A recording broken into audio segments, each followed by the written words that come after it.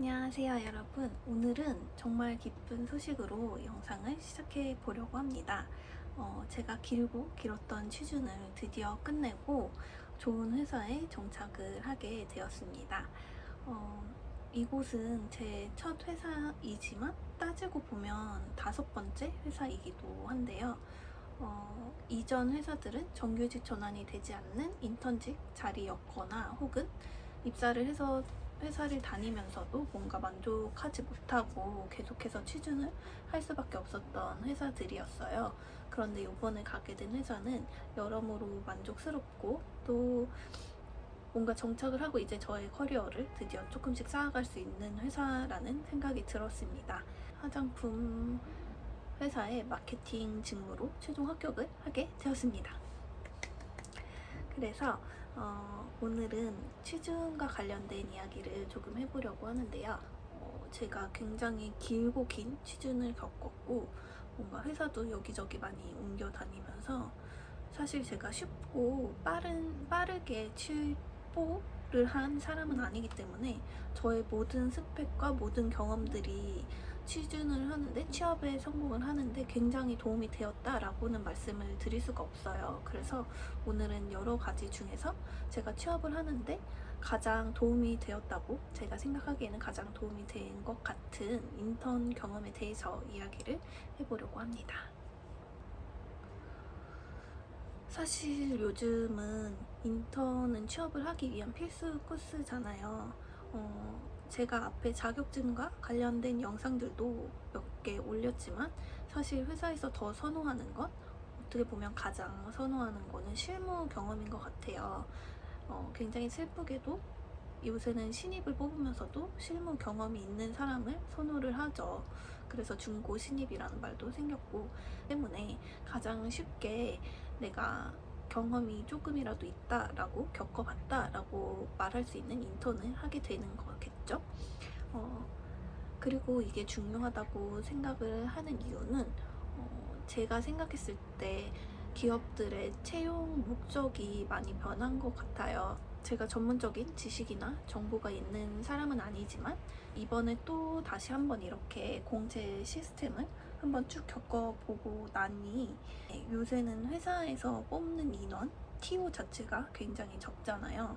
그리고 공채가 사라진다는 얘기도 있을 정도로 굉장히 그래서 취업을 하기도 힘든 상황인데 제가 생각했을 때는 이 말인즉슨 기업이 너무 일이 더 많아져서 뽑아야 하는 인원이 추가 인력이 꼭 필요로 하거나 혹은 어떤 사람이 갑작스럽게 퇴사를 하거나 장기 휴직을 냈을 때 공석을 꼭 메꿔야 하는 경우가 아닌 경우에는 굳이 사람을 뽑지 않는다는 것으로 저는 이해를 했어요. 그러다 보니까 신입이 뽑히면 어떤 일을 시킬지 이미 너무나도 정해져 있고 또 바로 실무로 투입될 확률이 큰 거죠. 그렇기 때문에 사실 내가 진짜 난 영어도 잘하고 중국어도 잘하고 뭐도 잘하고 너무 능력이 뛰어나고 너무 똑똑해 막 IQ가 몇이야 이런 사실보다도 어떻게 보면 지금 현재 그 기업에서 원하고 있는 자리에 맞는 사람인지가 되게 중요하다는 생각이 들었습니다.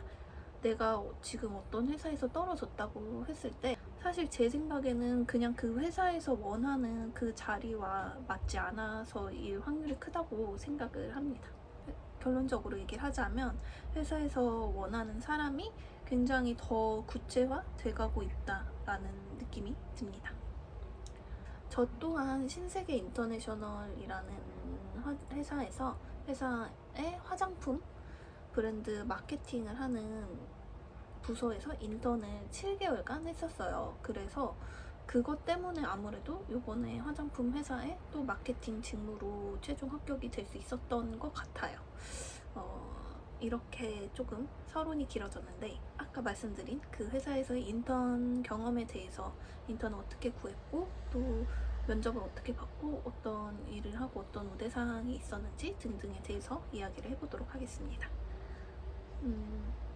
우선 지원은 학교 채용 사이트를 통해서 하게 되었고 거기에 공고가 올라와서 지원을 하게 되었고 이때 사실 한 명을 뽑는 자리였는데 나중에 듣기로는 80명이 넘는 사람들이 지원을 했었다고 들었어요.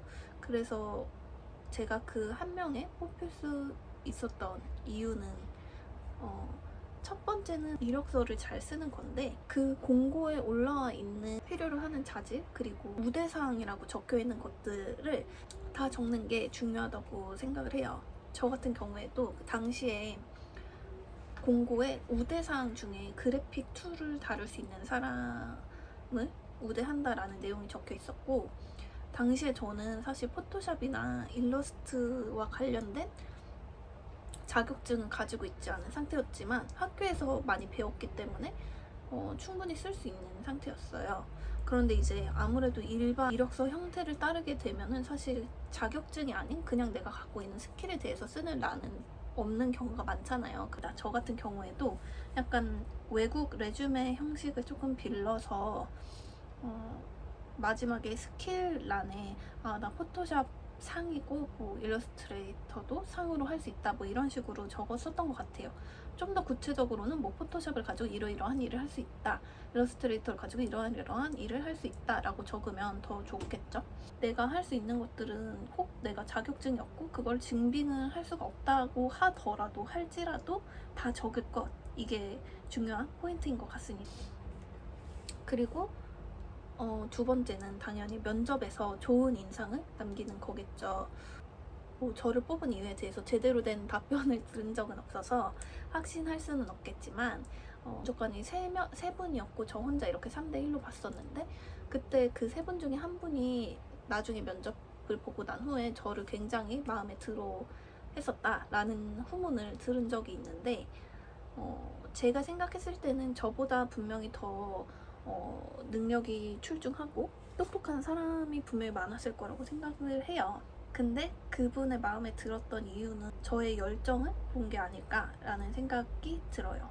제가 면접을 봤을 때 아무래도 제가 하는 일이 뭐 무거운 화장품 무거운 거를 여러 개를 뭐 옮겨야 한다거나 포장을 한다거나 이런 일들이 꽤 있었어서 그 부분에 대해서 뭐 괜찮냐 이런 식으로 물어봤었거든요.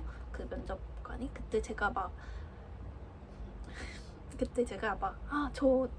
저 진짜 힘 세다고 다 할 수 있다고 이런 식으로 대답을 했었던 기억이 남는데, 그러면서 되게 분위기도 되게 좋아지고 다 웃으면서 그런 식으로 면접을 끝마쳤던 기억이 있는데, 다른 거 다 제치고 사실 그거를 되게 좋게 보셨을 거라고 저는 확신을 해요. 왜냐하면 사실 인턴이라는 것 자체가 굉장히 대단한 일을 하는 것보다는 어떻게 보면 사수들이 시키는 일은 다 해야 하는 자리잖아요. 그래서 그런 애티튜드가 굉장히 중요했다고 생각이 듭니다.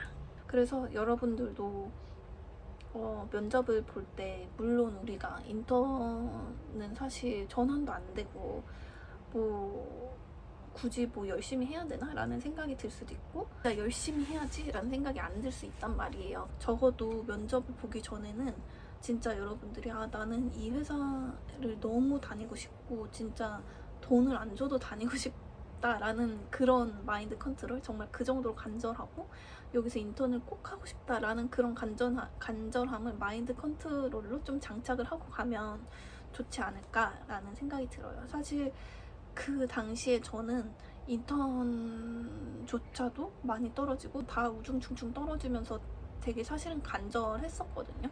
그래서 저도 그렇게 대답이 나왔었던 것 같고 그 부분을 또 좋게 봐주셨던 거라고 생각을 합니다.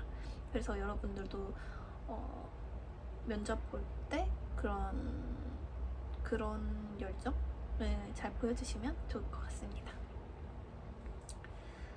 그 외에 면접 질문들을 조금 복기를 해보면 사실 인턴 자리에 대한 면접이었기 때문에 우리가 충분히 생각할 수 있는 자기소개, 그리고 지원 동기, 그리고 이 회사에서 다루고 있는 코스메틱 브랜드들에 대한 어떤 정보가 있는지, 관심이 있는지, 뭐 뷰티 회사였으니까 뷰티 쪽에 관심이 있는지 이런 것들에 대해서 물어봤었고, 아무래도 저 같은 경우에는 그때 그 회사가 글로벌 브랜드를 유통하는 회사다 보니까 영어로 질문하고 영어로 답을 하는 질문이 하나 있었고, 또 하나는 뭐 빠르게 신속하게 일을 하는 편인지 아니면 오히려 꼼꼼하게 조금 시간이 걸려더라도 꼼꼼하게 일을 하는 편인지 둘 중에 하나를 골라봐라 라는 질문도 있었고, 이 질문에 대해서 팁을 조금 드리자면 절대로 그냥 단순히 저는 빠르게 일하는 편이에요, 그렇게 얘기를 하지 말고, 저 같은 경우에는 꼼꼼하게 일하는 편이지만 최대한 빨리 일을 하려고 노력한다 라는 식으로 조금 애매하게 얘기를 했었던 것 같은데, 그게 사실은 정답인 것 같아요. 왜냐면 둘 다 중요한 요소니까.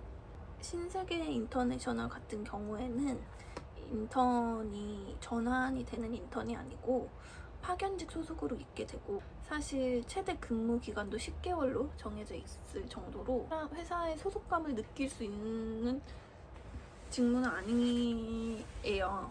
그러다 보니까 우대 사항 같은 것도 명절 선물로 뭐 상품권 10만 원을 준다든지, 간혹가다 사판으로 올라오는 물건들을 싸게 살 수 있다든지 등이 다고, 여러분들이 이 부분에 대해서는 크게 기대를 하지 않고 가는 게 정신 건강에 좋을 것 같습니다. 물론 회사마다 다르겠지만 제 생각에는 다른 회사들도 비슷할 것 같아요. 그래서 뭔가 이런 걸 바라고 가는 것보다는 내가 진짜 경력을 쌓고 뭔가 내가 자소서에 쓸 내용을 찾는 거고, 이 산업에 대해 더 알아갈 수 있는 기회고, 뭐 이런 생각으로 가면 좋을 것 같습니다. 물론 돈도 벌고, 아까도 얘기했다시피 인턴이 사실 대단한 일을 하는 경우 거의 없고, 그리고 같은 직무여도 회사마다 인턴에게 시키고자 하는 일들이 다 다르기 때문에 사실 제가 구체적으로 어떤 일을 했다라고 얘기를 하는 게 크게 도움이 되지는 않을 것 같아서 그거 말고 다른 이야기를 좀 드리려고 하는데, 어쨌든 인턴을 하는 이유는 최종적으로 다른 회사가 됐든 이 회사가 됐든 정규직에 합격을 하기 위함이잖아요. 그래서 여러분들이 인턴을 할 때 내가 이 일을 하고 이 일을 하고 이 일을 했다는 걸 항상 잘 정리를 해두고, 그 일을 했다는 거에 대해서 내가 예를 들면 뭐 행사 지원을 했다라고 했을 때도 그 행사 지원을 했다 여기서 끝내는 게 아니고 어떤 행사 지원을 했었고, 그 행사 지원을 했을 때 어떤 성과가 나왔었고, 그런 것들을 나중에 자소서나 면접에서 녹여내는 게 굉장히 중요하다는 생각이 들어요. 내가 어떤 거에 기여를 했다, 내가 이렇게 함으로써 이런 성과가 있었다, 그리고 이런 일들을 하면서 어떤 점들을 배웠다, 이런 것들을 좀 잘 정리를 해보시면 좋을 것 같습니다. 저 같은 경우에도 예를 들면 제가 SNS에 멘션 쓰는 일을 했었어요. 근데 제가 일했던 기간 내에 뭐 그 브랜드의 SNS가 뭐 몇십만을 뭐 달성을 했다라고 했을 때 저 혼자 그거를 다 이룬 건 아니지만 어쨌든 저도 거기에 기여를 한 거잖아요. 그래서 그런 식으로 적는다든지, 혹은 뭐 이런 꼭 수치가 나오지 않더라도 내가 이러이러한 것들을 배웠다, 뭐 그런 멘션 적는 일들을 꾸준히 하면서 뭐 사람들이 어떤 점을 좋아하는지, 뭐 고객들과 더 가까이 소통하는 방법을 배웠다, 뭐 이런 식으로라도 그런 것들을 계속 생각을 하면서 다니면 좋을 것 같습니다. 그래서 사실 이런 거 생각하는 거는 뭐 나중에 자소서 쓸 때 생각을 한다 하더라도 내가 다니는 동안 이 회사에서 어떤 수치들이 굴러다니고 있는지에 대해서는 조금은 좀 메모를 해가면서 정리를 해가면서 다니면 나중에 자소서를 쓸 때 좀 도움이 될 것 같아요. 그렇지만 저는 인턴은 길게 하는 거는 사실 추천드리지는 않아요. 정말 길면 6개월까지만 하는 게 제 생각에는 좋은 것 같습니다. 굳이 길게 할 필요는 없을 것 같다는 얘기를 하면서 끝마치도록 하겠습니다. 혹시라도 더 궁금한 점이 있으시면 댓글로 남겨주시면 제가 최대한 답변을 해보도록 하겠습니다.